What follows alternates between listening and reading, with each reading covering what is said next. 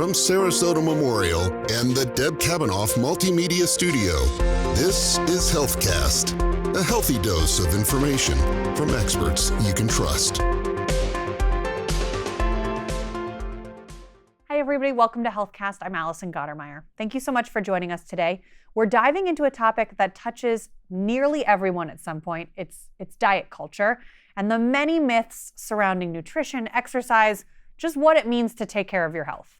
Our first guest today is Micah Ipri, a registered dietitian and program coordinator for the Renew program with Sarasota Memorial. Micah, thank you so much for joining us. Happy to be here.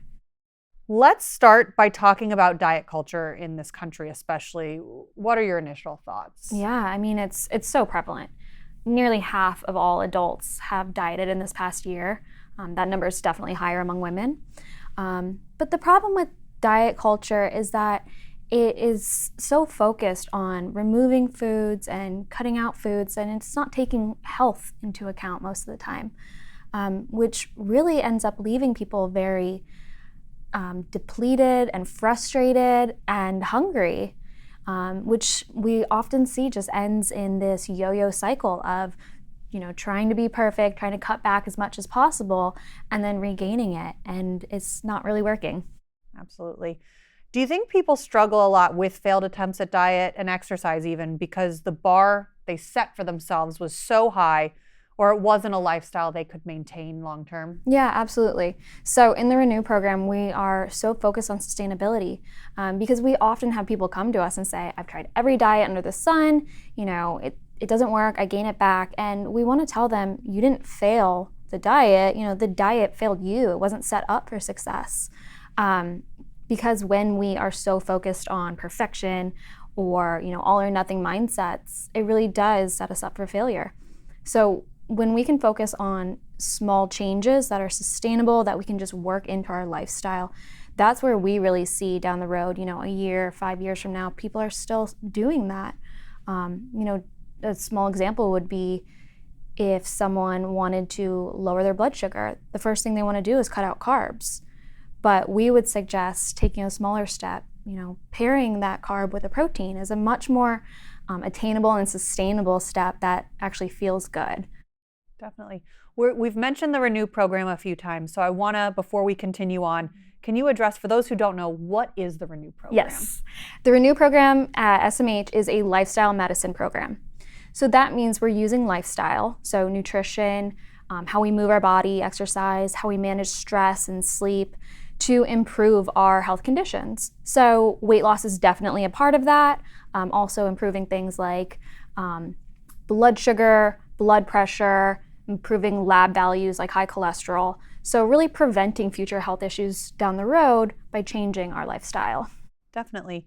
When people come to you at the Renew program, what is the number one misconception you hear about nutrition in general? Yeah, so I briefly mentioned carbs, and that is always the first thing that people want to talk about. Right. There's this conception that we need to cut out carbs. And although, of course, there are some carbs we want to reduce, right? The simple carbs, the added sugars, white flour and white bread and white pasta, cookies, we definitely need to portion those. But what we really try to educate people on is that there's so many healthy carbs we do want to keep in our diet or even add, like fruits, vegetables, whole grains, beans. And the case is that that's where we get the majority of our fiber, our antioxidants, vitamins, and minerals. And it really comes down to smart portioning. So one of the things we teach in the Renew program is the plate method.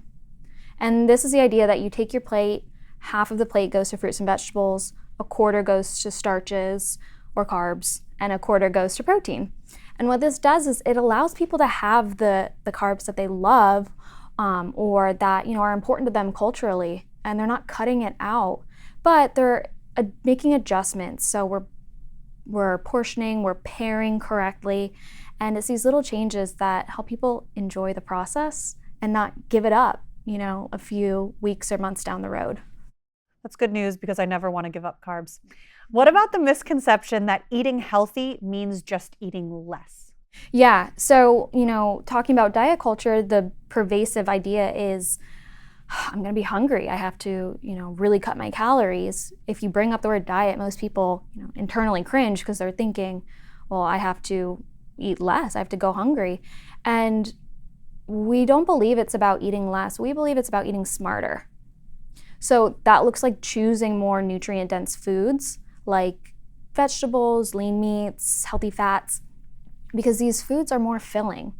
And when we swap some of the processed, refined foods for these nutrient-dense foods, we're actually able to have a larger portion and a filling portion and feel satisfied and not have energy and blood sugar dips throughout the day.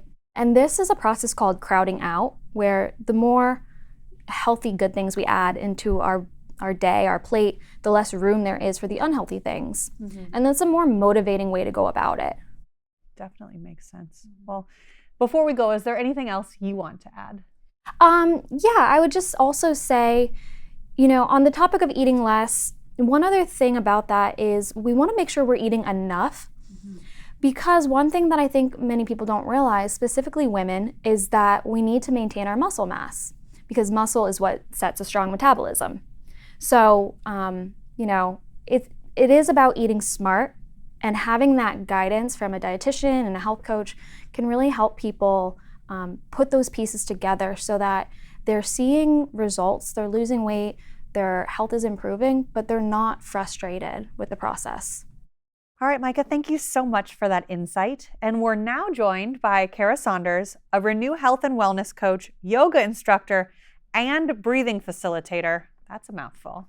Kara, thank you so much for joining us. I'm thrilled to be here. Thank you for having me. And I'm really happy that Micah mentioned muscle. Yes. Because that's one of the big misconceptions that we hear a lot, especially from women, is that if they start strength training and doing regular weights into their workout routines, that they're going to bulk up. Mm-hmm. And the reality is that muscle is so important for your overall health and well-being.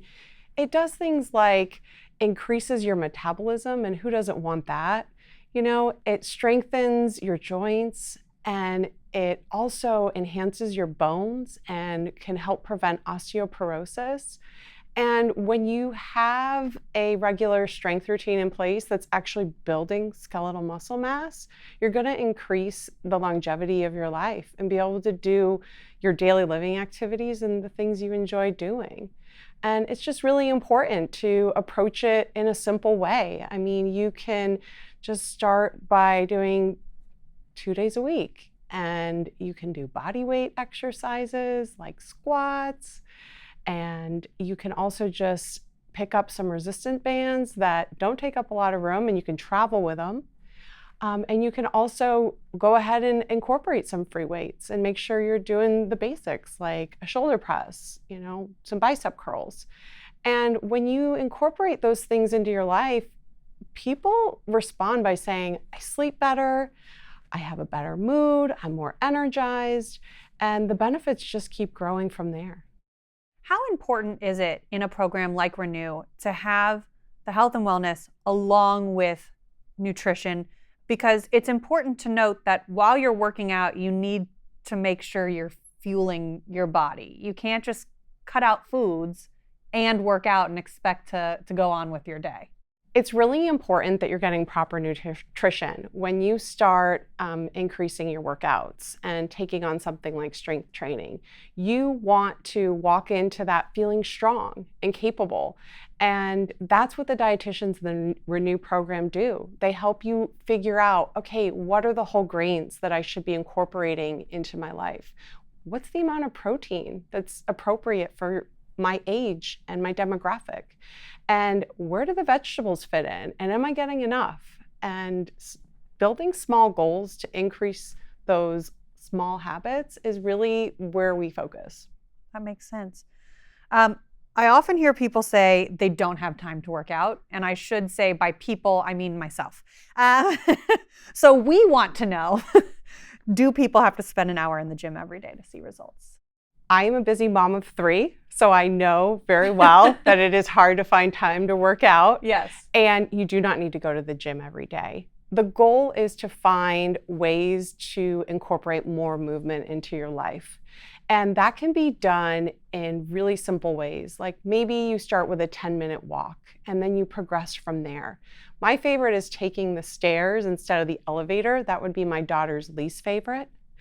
We have clients that leave their dumbbells in a place around their house where they're visible. And when you sit down, you can pick them up and do a couple reps. It's really just finding what works for you and making sure that you're building some consistency around it. And the most important thing you can do is find exercise that you enjoy, because the chances of you showing up to do it really increase. And if you want to be there, you're going to do it. And when you start to exercise regularly, you really start to notice that it's something that you just need to commit to. You know, you need to make time in your life. And when you open up that door, you get to make it your own. When you meet clients who maybe do no exercise and they need to take those baby steps we're talking about here, how do you get them to start? Where do you tell them to start? And how do you help them set realistic goals? One of the things we do as coaches is we meet people where they're at. And it can be small habit changes like journaling, putting your phone down at night, making sure you're allowing yourself a proper night's sleep.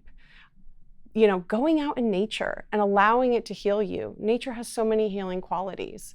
And then incorporating things like breath work. You can do a 2-minute breathing exercise that can completely change, you know, your nervous system and take you out of that constant fight or flight and that go, go, go, and put you in a more calm, relaxed state.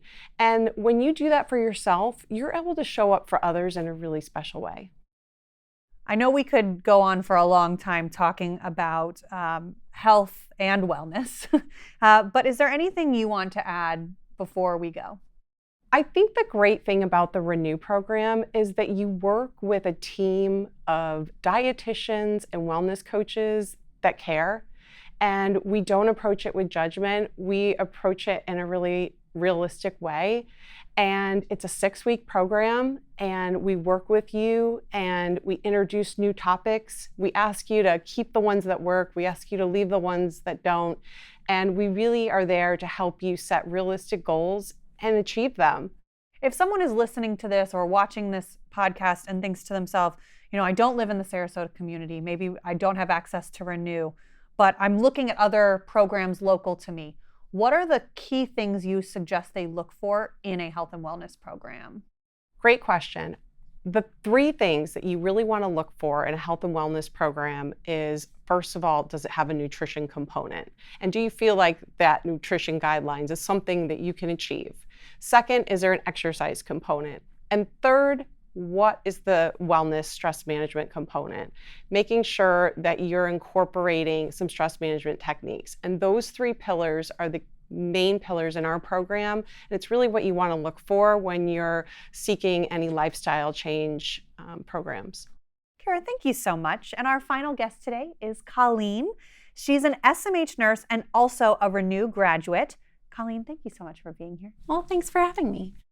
What was going on in your life when you started Renew? So I had been a nurse for about 10 years, and it was one of those situations where a small bad habit crept on top of the next bad habit, crept on top of the next one. And, you know, what started out as okay, but reversible in my 30s had really sort of solidified itself into bad lifestyle in my 40s. And I could see my life just ending that way, like continuing forever. And so I decided to take action. What were your expectations around making lifestyle changes, and how did those evolve throughout the Renew program? So I will admit to kind of hoping for a quick fix. But the nice thing about the Renew program is it helps you realize that you don't really need to do some massive change or some huge, cut an entire dietary section out or something like that. It can be small, sustainable changes, and they help you identify what pieces of what you're doing are ready to make that shift. And then as you get in the habit, you can go from there. And so it's many incremental changes, which is actually much more doable in the end. Can you give an example of one of the realistic goals that you set for yourself that helped you make those sort of incremental changes you mentioned? Okay, so I have a huge sweet tooth, and I used to go like whole day just candy, like I was some kind of hummingbird or something. So my goal was to just limit my sweet treats to 1 time per day. And under the Renew guidelines, that's fine. So I didn't have to feel bad about it. Nothing was off limits. And because I knew I could have that sweet treat, it was easier to say no to the other ones. That's a good point. How did having a health coach make a difference for you? So the coaches are one of the most helpful parts of the experience. They help you take a look at those habits that you're making, and rather than being judgmental, they just kind of help you get curious. What about that day or that particular situation, might have caused you to indulge a little more in sweets or not. And then they can suggest really helpful adjustments. Try some deep breathing and just delay and wait and see how that goes, or maybe a little meditation or swap for a walk, something that's more helpful towards your goals. Is there anything else you'd like to share about your experience or your results?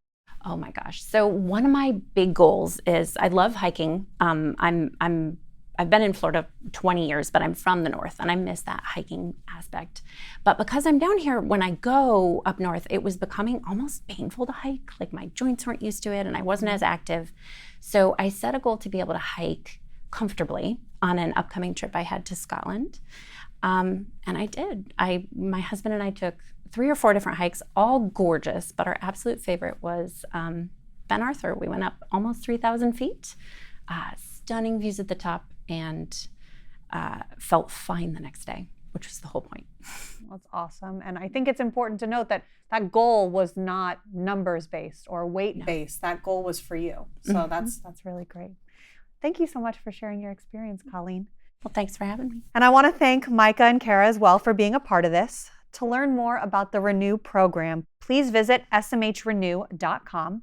And if you liked this episode of HealthCasts, please like and comment. Visit smh.com/podcast to listen to more experts talking about health issues which matter to you. Thanks so much and have a great day.